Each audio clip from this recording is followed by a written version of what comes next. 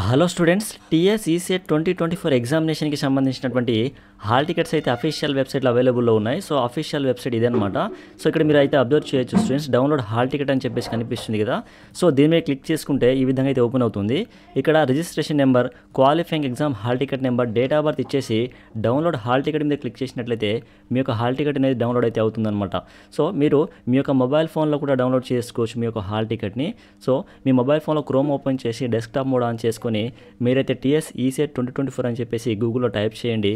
ఫస్ట్లో ఏదైతే వస్తుందో ఆ యొక్క లింక్ మీద క్లిక్ చేసుకుంటే మీరైతే డైరెక్ట్గా అఫీషియల్ వెబ్సైట్కి వస్తారు. ఓకేనా. అఫీషియల్ వెబ్సైట్కి రాగానే ఇక్కడ కనిపిస్తుంది చూడండి, డౌన్లోడ్ హాల్ టికెట్. దీని మీద క్లిక్ చేసుకొని మీరైతే మీ యొక్క హాల్ టికెట్ డౌన్లోడ్ చేసుకోండి. ఓకేనా. మీ యొక్క హాల్ టికెట్ డౌన్లోడ్ చేసుకున్న తర్వాత ఏ డేట్న, ఏ టైంన, ఏ సెంటర్లో ఎగ్జామ్ ఉంటుందనేది మీరంతా కూడా చెక్ చేసుకోండి. ఓకేనా. సో స్టూడెంట్స్, ఇది ఈ విధంగా మీరైతే మీ యొక్క హాల్ టికెట్ అనేది డౌన్లోడ్ అయితే చేసుకోండి. ఎగ్జామ్ డేట్ తెలుసు కదా.